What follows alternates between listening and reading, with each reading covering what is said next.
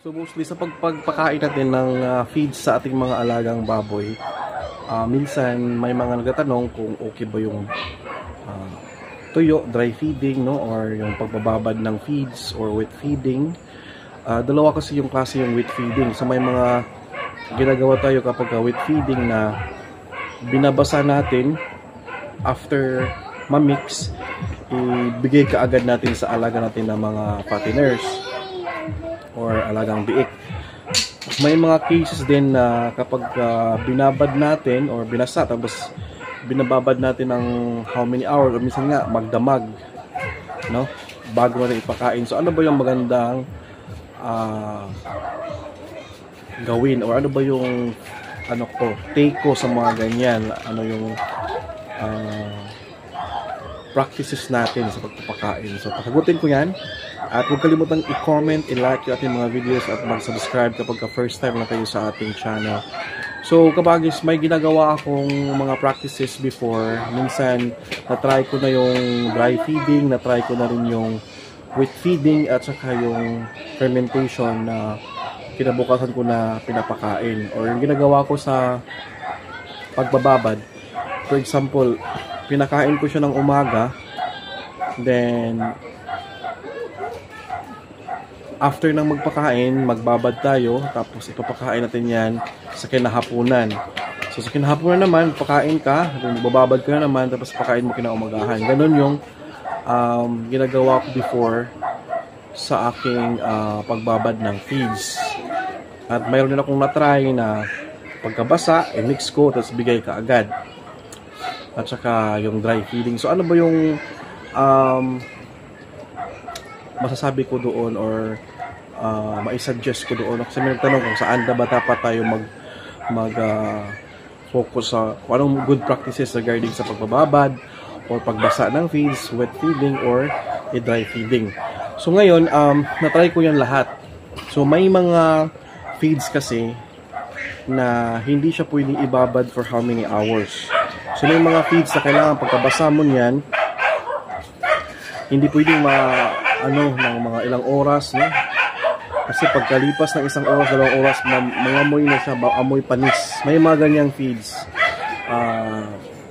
Comment down below kung nakasubok kayo sa ganyang mga feeds. Kapag nabasa na, after an hour or so, mangamoy siya. So, yung ganyang klaseng feeds, kung i-wet feeding mo, ibigay ka agad pagkabasa.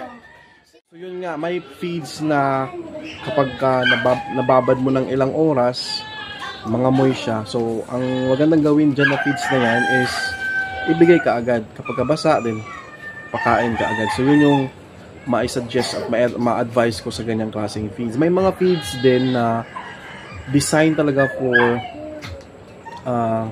fermentation na kahit magdamag pa yan, kinaumagahan, maganda pa rin yung amoy niya sa feeds. So nasubukan ko yan sa organic feeds nung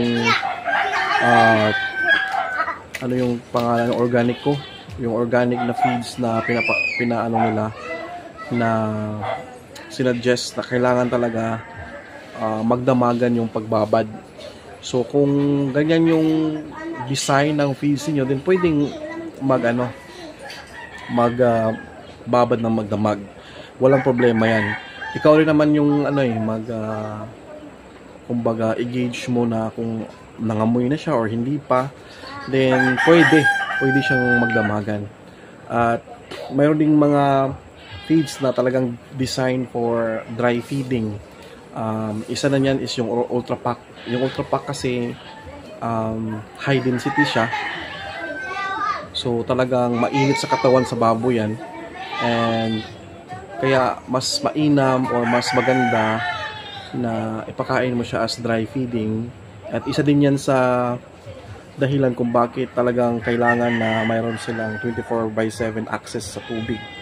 Para kapag ganyang klase yung feeds na pakain mo, high density, then anytime yung baboy, mainit yung katawan, gusto silang uminom, gusto silang uminom ng maraming tubig, so mayroon silang access sa tubig. Isa din yan sa dahilan kung bakit ang napansin ko sa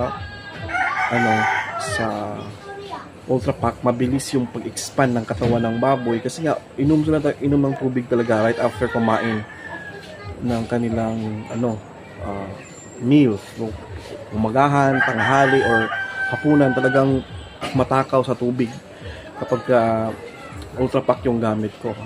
So yun yung ano natin, maganda kasi kapag nagka-dry feeding ka at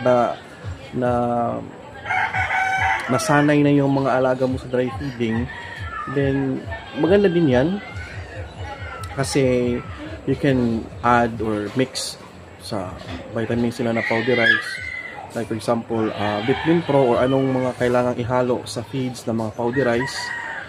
May mga feeds din kasi or mga gamot din na paracetamol or mga gamot na kinakailangang matake nila. So dahil gutom, i-mix mo na lang sa kanilang feeds, then madali lang nilang makain or matake yung kailangang matake na mga gamot. Yun yung maganda din. So all in all, yung observation ko talaga is depende sa feeds. Hindi ko masabi na maganda si dry feeding, hindi ko rin masasabi na maganda si wet feeding. Nakadepende talaga sa feeds kung ano yung design sa pagpapakain ng feeds na yan. May mga feeds talaga na design for wet feeding. Totoo yan. May mga feeds din na design for dry feeding. At sa akin, kahit anong klaseng feeds pa yan, kung ikaw, napasanay mo yung mga alaga mo sa wet feeding, maganda yon. Pero most of the time talaga, sa panahon ngayon, talagang dry na kasi madalian. Buhos ko lang ng buhos dyan, diretso na. Hindi na kailangang mag-take pa ng effort, ng time, pag-mix-mix dyan sa mga feed. So, matrabaho kasi yung wet feeding. Matrabaho si wet feeding compared ni dry feeding. Si dry feeding kasi diretso na. Pagkalinis dyan, lagay ka na lang, diretso na kain. So, hindi na mag-take ng effort, mag-mix-mix, hindi na mag-take ng time, no? Minsan pa nga kapag ang disadvantage din sa wet feeding, ito yung masasabi ko na disadvantage sa wet feeding, mamimix ko sila. Ang disadvantage sa wet feeding is kapag hindi ubusin agad ng mga alaga natin, may mga cases kasi na hindi ganoon katakaw, no? Pagbigay mo ng feeds, pakain sa kanila, hindi agad ubos yung pakain mo in one setting. May kailangan pang mag-wait ng mga ilang minuto o ilang oras bago maubos. Ang disadvantage sa wet feeding is that kung hindi ubusin agad, may chance na madumihan, mahaluan ng ihi, mahaluan ng dumi or mahigaan nila, then useless, sayang yung feeds. Kailangan mo namang walisin, linisan, so masayang talaga siya ang wet feeding if in case lang na hindi ubos ka agad. So yun din yung disadvantage. Ang advantage sa dry feeding, kahit hindi nila maubos agad, pwede mo siyang kunin kasi madampot mo pa rin siya at hindi siya ganun ka na prone sa amoy or whatnot, or basta yun yung na-observe ko na maganda sa dry feeding. Just in case lang na maselan yung ating mga alaga, hindi ganun katakaw kumain. May mga alaga talaga na matakaw, isang bagsakan dyan, ubos ka agad. Yun yung maganda. At yun din yung magandang klase ng alaga mo or batch ng alaga mo na i-wet feeding mo kapag ganun. Pero kung hindi, then better i-dry feeding natin. So I hope nasagot ko siya, yung tanong, ano yung mas mapatimbang. Again, nakadepende sa feeds, kung ano yung feeds na gamit natin, ano yung design niya, talagang pang dry siya or pang wet feeding siya.